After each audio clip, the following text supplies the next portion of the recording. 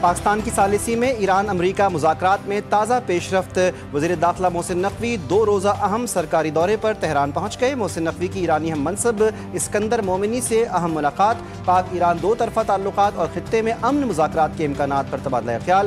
Tehran آمد پر ایرانی وزیر داخلہ اسکندر مومنی نے پاکستانی ہم منصب کا استقبال کیا۔ انتہائی خوشگوار ماحول میں ہونے والی ملاقات میں علاقائی صورتحال اور باہمی دلچسپی کے امور زیر بحث آئے۔ ایرانی وزیر داخلہ نے جاری تنازعات کے حل کے لیے پاکستانی سیاسی اور عسکری قیادت کی مخلصانہ اور پرعزم کوششوں کو سراہا۔ ایرانی وزیر داخلہ نے کہا، ایران ہمیشہ سے امن کا حامی رہا ہے۔ ایران خطے میں طویل المدتی استحکام کے لیے پاکستان کی جانب سے کی جانے والی کوششوں کی تہہ دل سے قدر کرتا ہے۔ ملاقات میں 2 طرفہ رابطوں اور عسکری اور سفارتی تعاون کو مزید مضبوط بنانے کے عزم کا اعادہ۔ ایران کا ابنا ہرمز میں بحری آمد و رفت کے لیے نیا نظام متعارف کرانے کا اعلان۔ ایرانی پارلیمنٹ کی نیشنل سیکیورٹی کمیشن کے سربراہ ابراہیم عزیزی نے ایکس پر اپنے پیغام میں کہا ہے کہ ایران اپنی قومی خود مختاری اور عالمی تجارتی سلامتی کے تناظر میں ابنا ہرمز میں بحری ٹریفک کے انتظام کے لیے ایک پیشہ ورانہ میکینزم تیار کر چکا ہے، جس کی تفصیلات جلد جاری کی جائیں گی۔ نئے نظام کے تحت صرف وہ تجارتی جہاز اور فریقین اس راستے سے فائدہ اٹھا سکیں گے جو ایران کے ساتھ تعاون کر رہے ہیں۔ فریڈم پروجیکٹ سے وابستہ جہازوں کے لیے یہ راستہ بند رہے گا۔ امریکہ ایران جنگ بندی میں پاکستان کے کلیدی کردار کی عالمی سطح پر پذیرائی۔ امریکی رکن کانگریس سے جیک برگمن کا شہباز شریف اور فیلڈ مارشل کے نام تعریفی خط۔ کانگریشنل پاکستان کاکس نے پاکستان کی سیاسی اور عسکری قیادت کے لیے مخلصانہ تشکر اور دائمی قدردانی کا اظہار کیا۔ کاکس کے شریک چیئرمین اور امریکی کانگریس رکن جیک برگمن کا کہنا تھا کہ پاکستان کا امریکہ اور ایران کو مذاکرات کی میز پر لانا حقیقی ریاستی بصیرت کا ثبوت ہے۔ امن مذاکرات نے پاکستانی سیاسی اور عسکری قیادت کی رہنمائی پر دلی مشکور ہوں۔ اگر واشنگٹن نے خطے میں کشیدگی میں مزید اضافہ کیا تو اس کے نتائج کی ذمہ داری امریکہ کے ساتھ اس کے حمایتی ممالک پر بھی عائد ہوگی۔ اقوام متحدہ میں ایران کے مشن نے ایکس پر اپنے پیغام میں کہا ہے کہ امریکہ اپنے موقف کے حق میں زیادہ ممالک کی حمایت دکھا کر دنیا کو یہ تاثر دینا چاہتا ہے کہ عالمی برادری اس کے ساتھ ہے، تاکہ خطے میں مزید فوجی مہم جوئی کی راہ ہموار کی جا سکے۔ کوئی سیاسی جواز یا سفارتی تحفظ ایسے ممالک کو امریکہ کی جارحانہ پالیسیز کی حمایت، سہولت کاری یا توثیق کی ذمہ داری سے بری نہیں کر سکتا۔ یوم نکبہ پر لندن میں ہزاروں فلسطینی حامی سڑکوں پر فلسطینی پرچم اٹھائے۔ شرکا کا کینسنگٹن سے واٹرلو پیلس تک مارچ۔ مظاہرین کے فلسطین کے حق میں نعرے۔ دائیں بازو کے مظاہرین کی یونائٹ دا کنگڈم ریلی۔ 2 الگ الگ ریلیوں کے باعث مرکزی علاقوں میں شدید کشیدگی۔ پولیس کا دونوں مظاہروں کو الگ رکھنے کے لیے سخت حفاظتی حصار۔ 4000 سے زائد پولیس اہلکار تعینات۔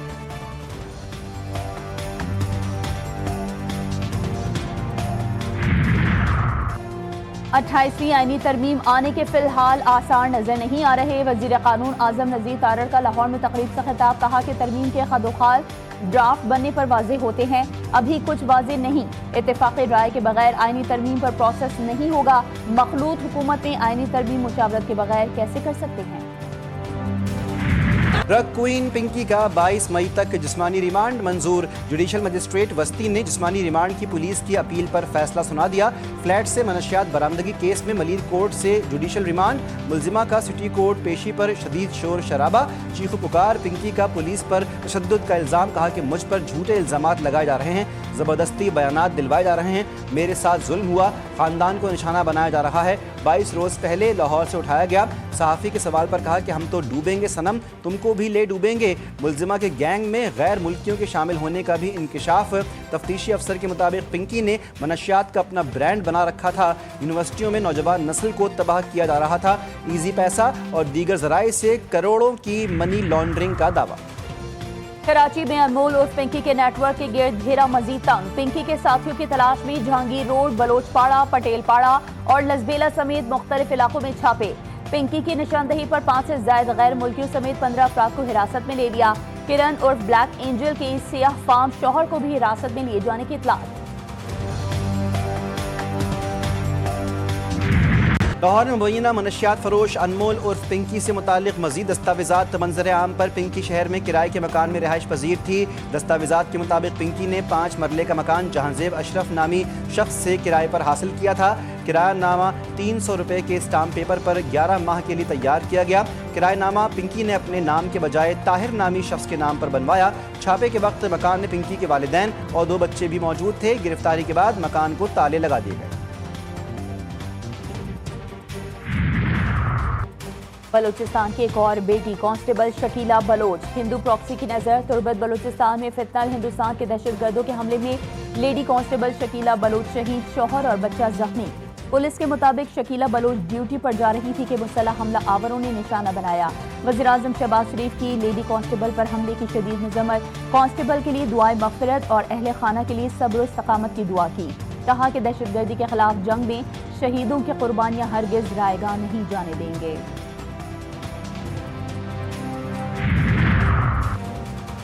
بلوچستان کے ضلع نوشکی میں مسلح افراد کی فائرنگ سے معروف براہوی شاعر، ادیب اور استاد پروفیسر غمخوار حیات جاں بحق ہو گئے۔ واقعہ نوشکی شہر کے نواحی علاقے کلی مینگل کے قریب پیش آیا۔ پولیس کے مطابق واقعے کے محرکات فوری طور پر معلوم نہیں ہو سکے اور تحقیقات جاری۔ وفاقی وزیر خزانہ نے پانڈا بانڈ کے اجرا کو اہم سنگ میل قرار دے دیا۔ محمد اورنگزیب کہتے ہیں کہ پانڈا بانڈز کا اجرا پاک چین مالیاتی تعاون کے نئے دور کا آغاز ہے۔ پاکستان کو پہلی بار دنیا کی دوسری بڑی کیپٹل مارکیٹ تک رسائی حاصل ہو گئی۔ کامیاب اجرا، معاشی سمت، اصلاحاتی ایجنڈے پر عالمی اعتماد کا ثبوت۔ ٹیکس نظام، توانائی، ڈیجیٹل گورننس میں اصلاحات سے سرمایہ کاروں کا اعتماد بڑھ رہا ہے۔ پاکستان میں غیر ملکی سرمایہ کاری کے فروغ کے لیے اہم پیش رفت۔ سرمایہ کاری نظام کو مزید مؤثر اور تیز بنانے کے لیے بورڈ آف انویسٹمنٹ کو SIFC میں ضم کرنے کا فیصلہ۔ انضمام کا عمل وزیراعظم کے متوقع دورہ چین سے قبل مکمل کیے جانے کا امکان ہے۔ نئے ڈھانچے کے تحت SIFC سرمایہ کاری پالیسی، خصوصی اقتصادی زونز اور ریگولیٹری اصلاحات میں مرکزی کردار ادا کرے گی۔ سندھ میں کفایت مہم کی پابندیاں ختم۔ دکانوں، markets, shopping malls, hotels, restaurants کو مقرر کردہ بندش کے اوقات سے استثناء۔ سندھ کے سینئر وزیر شرجیل انعام میمن کا کہنا ہے کہ فوڈ آؤٹ لیٹس، شادی ہالز اور مارکیز کو بھی مقررہ بندش کے اوقات سے مستثنیٰ کر دیا گیا۔ مارکیٹس، ریسٹورنٹس اور شادی ہالز کے لیے مخصوص اوقات توانائی کے تحفظ اور کفایت شعاری پالیسی کے تحت مقرر کیے گئے تھے۔ اسرائیل اور لبنان کی جنگ بندی میں 45 دن کی توسیع پر اتفاق۔ امریکہ نے واشنگٹن مذاکرات کو مثبت اور نتیجہ خیز قرار دے دیا۔ اگلا مرحلہ 2 اور 3 جون سیاسی مذاکرات پر مشتمل ہوگا۔ 29 مئی کو پینٹاگون میں سیکیورٹی بات چیت ہوگی۔ فریقین میں 16 اپریل 2026 سے امریکی ثالثی میں مذاکرات جاری ہیں۔ سرحدی جھڑپیں مکمل طور پر ختم نہ ہو سکیں۔ اسرائیلی وزیر قومی سلامتی امور ایتمار بن گوئر نے لبنان میں غیر قانونی بستیاں بسانے کا اعلان کر دیا۔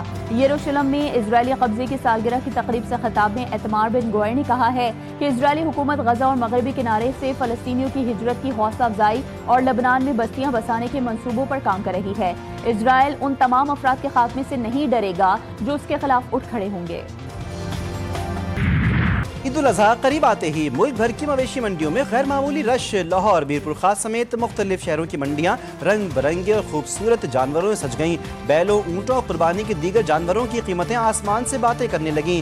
جانوروں کی مہنگی خوراک، ٹرانسپورٹ کرایوں اور دیکھ بھال کے بڑھتے اخراجات نے خریداروں اور بیوپاریوں دونوں کو پریشان کر دیا۔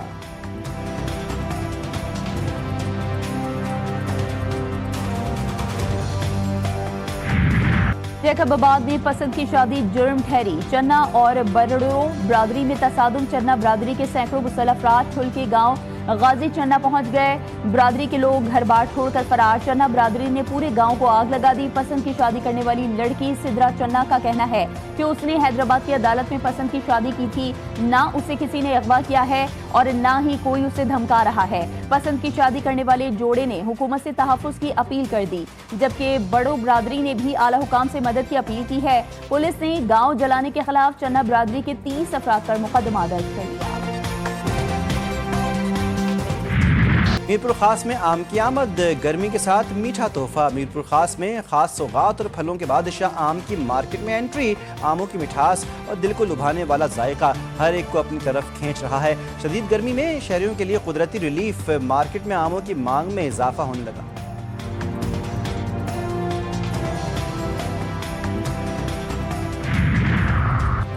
ذی الحج کے چاند کی رویت، مرکزی رویت ہلال کمیٹی کا اجلاس کل کراچی میں طلب۔ ذی الحج 1447 کا چاند دیکھنے کے لیے رویت ہلال کمیٹی کا اجلاس طلب کر لیا گیا۔ وزارت مذہبی امور کے مطابق مرکزی رویت ہلال کمیٹی کا اجلاس کل محکمہ موسمیات کراچی میں ہوگا۔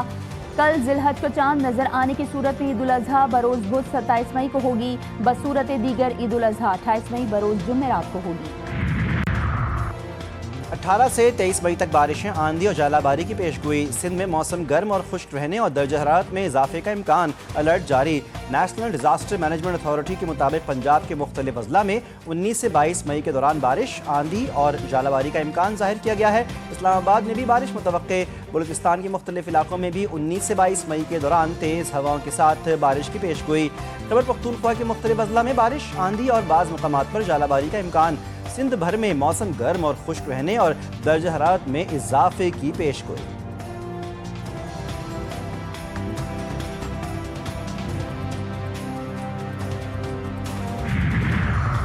چیئرمین پی سی بی کو آئی سی سی میٹنگ اور آئی پی ایل فائنل کا دعوت نامہ موصول۔ محسن نقوی کے بھارت جانے یا نہ جانے کا فیصلہ وزیر اعظم شہباز شریف کریں گے۔